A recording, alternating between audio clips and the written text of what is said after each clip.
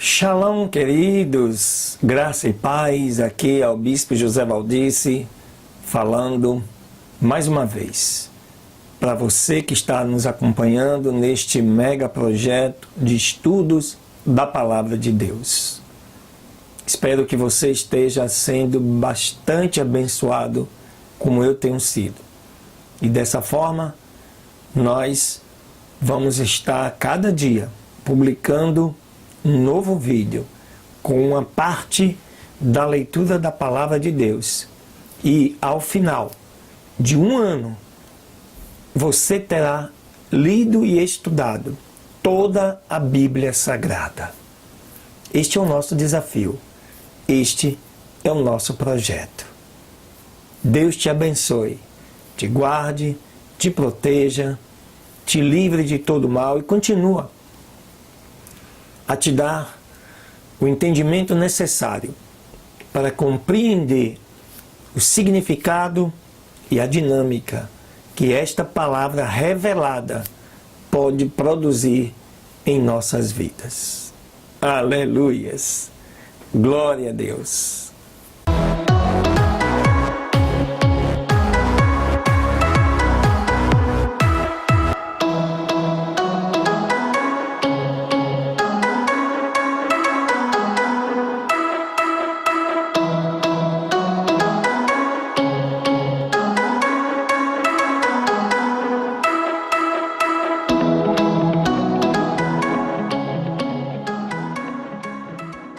Bem, queridos, vamos à nossa primeira leitura deste 48º dia de estudos da Palavra de Deus. Está aí na tua Bíblia, no livro de 1 Coríntios, no capítulo 6, que diz assim a palavra do Senhor: ousadamente, algum de vós, tendo algum negócio contra outro, ir a juízo perante os injustos e não perante os santos? Não sabeis, vós, que os santos hão de julgar o mundo? Ora, se o mundo deve ser julgado por vós, sois porventura indignos de julgar as coisas mínimas? Não sabeis vós que havemos de julgar os anjos? Quanto mais as coisas pertencentes a esta vida. Então, se tiverdes negócio em juízo, pertencentes a esta vida, pondes para julgá-los os que são de menos estima na igreja? Para vos envergonhar, o digo: não há, pois, entre vós sábios, nem mesmo um que possa julgar entre seus irmãos? Mas o irmão vai a juízo com o irmão, e isto perante os infiéis. Na verdade, é já realmente uma falta entre vós terdes demandas uns contra os outros, porque não sofreis antes a injustiça? Porque não sofreis antes o dano? Mas vós mesmos fazeis a injustiça e fazeis o dano, e isto aos irmãos. Não sabeis que os injustos não hão de herdar o reino de Deus? Não erreis, nem os devassos, nem os idólatras, nem os adúlteros, nem os efeminados, nem os sodomitas, nem os ladrões, nem os avarentos, nem os bêbados, nem os maldizentes, nem os roubadores herdarão o reino de Deus. E é o que alguns têm sido. Mas haveis sido lavados, mas haveis sido santificados, mas haveis sido justificados, em nome do Senhor Jesus e pelo Espírito do nosso Deus. Todas as coisas me são lícitas, mas nem todas convêm. Todas as coisas me são lícitas, mas eu não me deixarei dominar por nenhuma. Os alimentos são para o estômago e o estômago para os alimentos. Deus, porém, aniquilará tanto um como os outros. Mas o corpo não é para a prostituição, senão para o Senhor. E o Senhor para o corpo. Ora, Deus que também ressuscitou o Senhor, nos ressuscitará. E a nós, pelo seu poder. Não sabeis vós que os vossos corpos são membros de Cristo? Tomarei, pois, os membros de Cristo e fá-los-ei membros de uma meretriz? Não, por certo. Ou, não sabeis que o que se ajunta com a meretriz faz-se um corpo com ela? Porque serão, disse, dois numa só carne. Mas o que se ajunta com o Senhor é um mesmo espírito. Portanto, fugir da prostituição. Todo pecado que o homem comete é fora do corpo, mas o que se prostitui peca contra o seu próprio corpo. Ou não sabeis que o vosso corpo é o templo do Espírito Santo que habita em vós, proveniente de Deus, e que não sois de vós mesmos? Porque fostes comprados por bom preço. Glorificai, pois, a Deus no vosso corpo e no vosso espírito, os quais pertencem a Deus. Aleluias! Mais uma carta, escrita para os coríntios acerca da solução de contendas entre irmãos. O que Paulo está dizendo é que nós não temos que contender contra os irmãos em Cristo. E ele recomenda que não devemos levar nossas contendas a quem não é da própria fé. E sendo da própria fé, não devemos contender. Quem tiver ouvidos, ouça. Assim diz a palavra. Aleluias!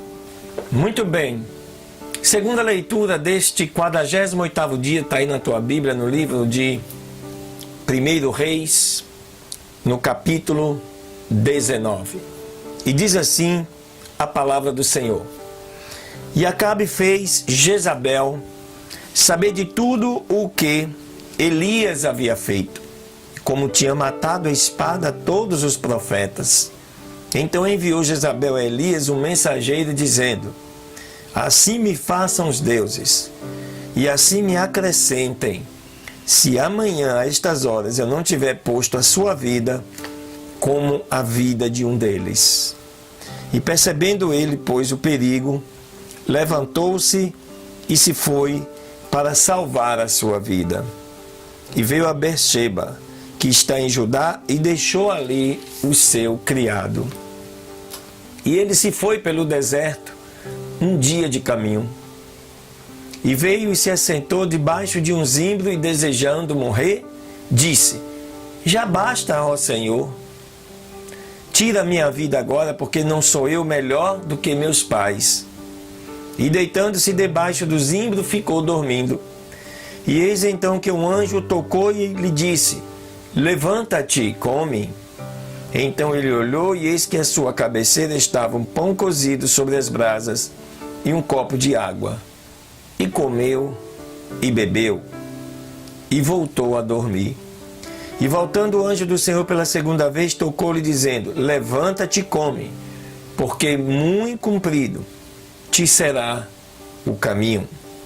E levantou-se, pois, comeu e bebeu, e caminhou com a força daquela comida 40 dias e 40 noites, até o monte de Deus, Horebe. E ali se meteu em uma caverna, onde passou a noite.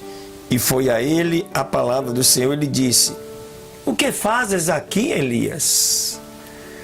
E ele respondeu: eu tenho sentido um vivo zelo pelo Senhor Deus dos exércitos, porque os filhos de Israel deixaram a tua aliança, derrubaram os teus altares e mataram a espada os teus profetas. E eu sozinho fiquei, e me buscam para tirar a minha vida. E lhe disse Deus: sai para fora e te ponha neste monte diante do Senhor. E eis que o Senhor passava, e um vento grande e imponente que rompia os montes e quebrava as penhas diante do Senhor. Mas o Senhor não estava no vento. E depois do vento um terremoto, mas o Senhor também não estava no terremoto. E um fogo depois do terremoto, mas o Senhor também não estava no fogo. E depois do fogo veio um suave murmúrio. E quando Elias o ouviu, cobriu seu rosto com a sua capa e, saindo, ficou à entrada da caverna. Então ouviu uma voz que lhe disse: o que fazes aqui, Elias? E ele respondeu: eu tenho sentido um vivo zelo pelo Senhor Deus dos exércitos, porque os filhos de Israel deixaram a tua aliança, derrubaram os teus altares e mataram a espada os teus profetas, e eu sozinho fiquei. E me buscam agora para tirar a minha vida. E lhe disse o Senhor: vai, volta pelo teu caminho, pelo deserto de Damasco, e lá chegando, ungirás a Azael por rei sobre a Síria. E a Jeú, filho de Nissi, ungirás como rei sobre Israel. E a Eliseu, também filho de Safate, de Abel-Meolá, ungirás para que seja profeta em teu lugar. E será que o que escapar da espada de Azael, Jeú o matará. E o que escapar da espada de Jeú, Eliseu o matará. Mas eu também reservei em Israel 7.000, o total de joelhos que não se dobraram ante Baal, e todas as bocas que não o beijaram. E partindo ele dali, achou a Eliseu, filho de Safate, que arava com 12 juntas de bois diante de si. E ele seguia com a 12ª, e passando Elias diante dele, jogou sobre ele a sua capa. Então, deixando ele os bois, veio correndo atrás de Elias e disse: rogo-te que me deixes beijar meu pai e minha mãe, e logo te seguirei. E ele lhe disse: vai e volta, pois que te tenho feito eu? E se voltando, seguiu atrás dele, tomou uma junta de bois e os matou. E com o arado dos bois, cozeu a carne deles e a deu ao povo para que comessem. Depois se levantou e foi, e seguiu Elias e o servia. Aleluias. Este capítulo 19 de 1 Reis mostra o quanto humano era Elias. E um dia ele ora a Deus e Deus atende. Desce fogo dos céus, consome o holocausto e ele destrói 850 profetas. 450 de Baal, 400 de Azera. Naquele mesmo dia, volta a chover depois de 3 anos sem chover em Israel. E no dia seguinte, Jezabel manda um recado para Elias. E um homem de oração, de poder, se vê querendo morrer e querendo fugir. Porque, assim como nós, Elias também era sujeito às paixões, mas temente ao Senhor. E Deus o guardou, o protegeu, assim como Ele faz comigo e com você. Aleluias! Muito bem, queridos, a terceira leitura deste 48º dia de estudos da Palavra de Deus está aí no livro de Amós, capítulo 3, dando sequência a estudarmos este novo livro, e que diz o seguinte, a palavra do Senhor.